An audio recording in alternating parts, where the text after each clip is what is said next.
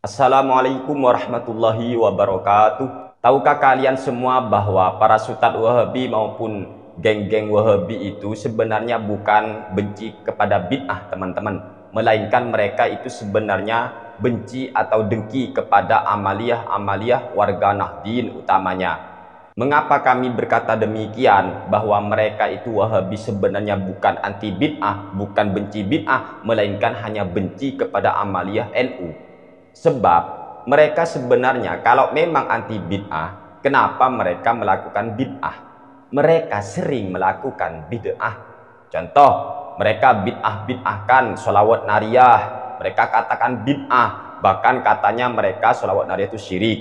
Padahal mereka ketika bersolawat sering juga kan membuat-buat solawat yang tidak pernah diajarkan oleh Rasulullah Shallallahu Alaihi Wasallam. Bahkan solawat Shallallahu Alaihi Wasallam itu pun tidak pernah diajarkan oleh Nabi. Nggak percaya, carikan hadis bahwa Nabi mengajarkan solawat Shallallahu Alaihi Wasallam. Tidak pernah. Yang diajarkan Nabi kan Allahumma sholli ala Muhammad. Semua bacaan sholawat yang tidak pernah diajarkan Nabi dianggap bid'ah. Seharusnya mereka itu ketika bersolawat Shallallahu Alaihi Wasallam juga bid'ah, men. Tapi mereka tidak ngerasa kan. Ini apalagi banyak ustadz-ustadz Wahabi yang ngarang-ngarang sholawat, ya Syafiq Reza Basalamah diantaranya itu ngarang-ngarang sholawat. Bahkan Syekh bin Bas itu juga ngarang-ngarang sholawat yang tidak pernah dicontohkan oleh Nabi. Ketika mereka menjadi pelakunya, mereka itu tidak merasa. Tetapi ketika Nahdlatul Ulama langsung mereka tuduh bid'ah. Itu bukti mereka sebenarnya bukan anti bid'ah, mereka hanya iri dan dengki kepada amaliyah Nahdlatul Ulama. Contoh lagi, ketika sholat subuh, Nahdlatul Ulama itu melakukan kunut subuh, sebagaimana ini mazhab Imam Asy-Syafi'i. Lagi-lagi mereka berteriak kunut subuh bid'ah.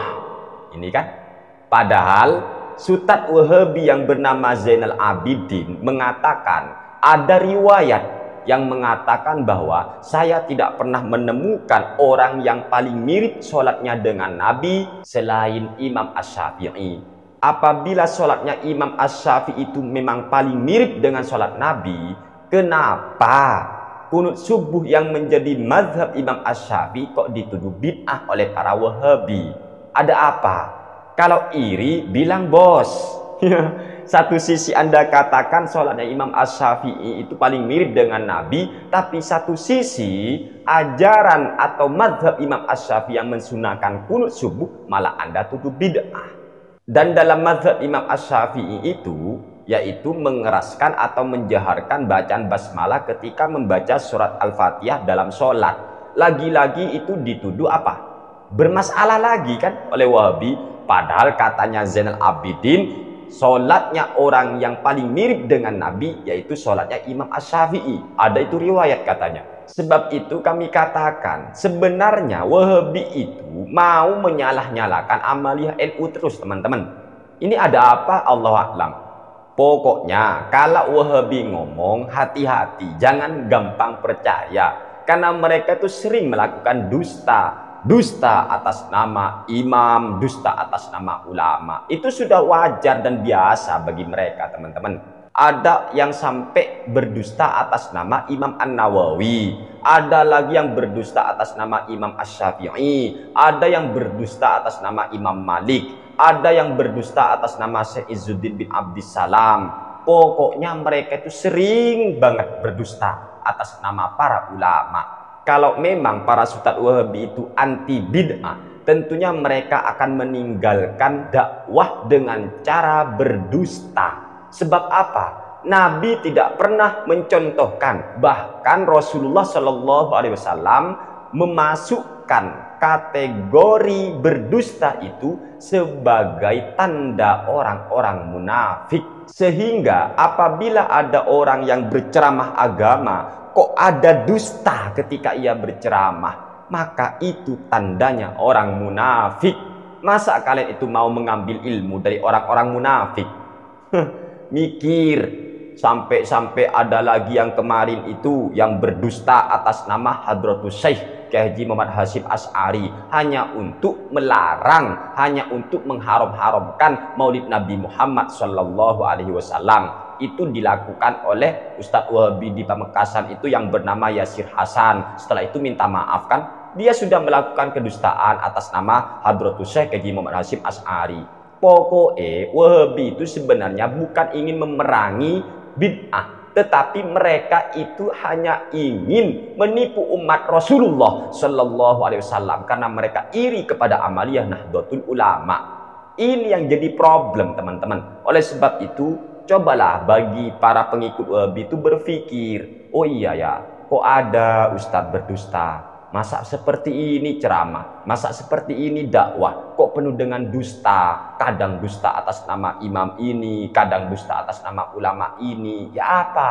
Padahal berdakwah itu mengajak manusia, mengajak orang lain menuju Allah Subhanahu wa Ta'ala. Tetapi kenapa mereka itu malah berdusta, yang mana berdusta itu sangat dilarang oleh agama Islam itu sendiri. Dan yang sangat lucu sekali adalah para Wahabi itu mengaku-ngaku dirinya itu pengikut salaf. Padahal ulama salaf yang mana yang berpendapat bahwa menginjak tai kucing maka wudhunya batal? Ulama salaf yang mana yang berpendapat begitu? Dan fatwa ini dinyatakan oleh Khalid Basalamah. Khalid Basalamah itu kan ngakunya pengikut salaf. Sekarang coba saya tanya kepada Khalid Basalamah dan para pengikutnya, ulama salaf mana yang mengatakan kalau kita punya wudhu lalu menginjak tai kucing maka wudhu batal? Ulama salaf yang mana coy? Hah? Itu pengikut salaf. Salaf yang mana? Salaf fikir. Dan Khalid Basalamah itu juga berkata bahwa dahi Nabi Muhammad SAW dan dahi para sahabat itu hitam. Sekarang pertanyaannya, ulama salaf yang mana yang berpendapat bahwa dahinya Nabi Muhammad maupun dahinya para sahabat itu hitam? Ulama salaf yang mana yang Anda maksud?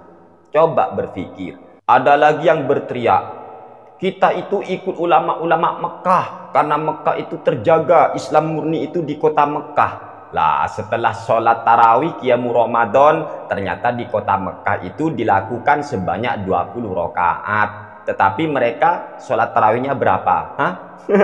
Ternyata Nahdlatul Ulama yang sholat 20 rakaat dalam sholat tarawih atau Qiyamu Ramadan. Kalau seperti ini sebenarnya para Wahabi itu ikut ulama yang mana? Ada lagi dedengkot Wahabi yang bernama Yazid Jawas berkata, baca itu kitabnya Syekhul Islam Ibnu Taimiyah dalam kitab yang bernama Majmu'ul Fatawa. Setelah dibaca Majmu'ul Fatawa karya daripada Ibnu Taimiyah, apa isinya? Imam Ibnu Taimiyah ternyata mengatakan pahala bacaan Al-Quran akan sampai kepada mayit. Terus yang dibaca oleh Yazid Jawas mengatakan bid'ah itu kitab yang mana? Hah? Karya Ibnu Taimiyah yang mana? Ayolah berpikir. Ada lagi yang berteriak, zikir nyaring itu bid'ah, zikir nyaring itu tidak boleh, zikir nyaring itu melanggar syariat. Padahal di dalam hadis riwayat Imam Al-Bukhari, dalam Sahih Al-Bukhari, zikir nyaring setelah sholat itu sudah ada sejak zaman Rasulullah Shallallahu Alaihi Wasallam. Maka pertanyaannya, para Wahabi itu ikut siapa? Ayo mikir ya biar cerdas. Ada lagi yang berteriak, ulama salaf itu tidak pernah mentakwil, Imam Bukhari tidak pernah mentakwil ayat. Padahal di dalam Sahih Al-Bukhari, Imam Al-Bukhari jelas mentakwil ayat, yaitu ketika Allah berfirman kullu syai'in halikun illa wajha, ditakwil oleh Imam Al-Bukhari ay illa mulkahu. Ditakwil. Kata siapa Imam Bukhari tidak mentakwil? Terus ulama salaf yang mana yang melarang takwil? Bahkan Nabi Muhammad SAW mendoakan sahabat tercintanya yang bernama sahabat Ibnu Abbas radhiyallahu taala anhuma agar Allah memahamkan beliau tentang agama dan memberi pemahaman beliau untuk mentakwil ayat suci Al-Quran. Andaikan takwil memang haram, kagak mungkin Nabi Muhammad mendoakan supaya sahabat Ibnu Abbas bisa mentakwil. Tidak mungkin teman-teman. Ayo gimana, ikut siapa Anda para Wahabi? Kalau Anda hanya ingin mau menyerang amaliyah Nahdlatul Ulama, Anda tidak akan pernah bisa. Dusta Anda akan selalu terbongkar. Sehebat apapun kalian menutupi bangkai, maka suatu saat bau bangkai itu akan tercium oleh orang-orang sekitar. Sehebat apapun tupai melompat, maka suatu saat ia akan terjatuh juga pada akhirnya.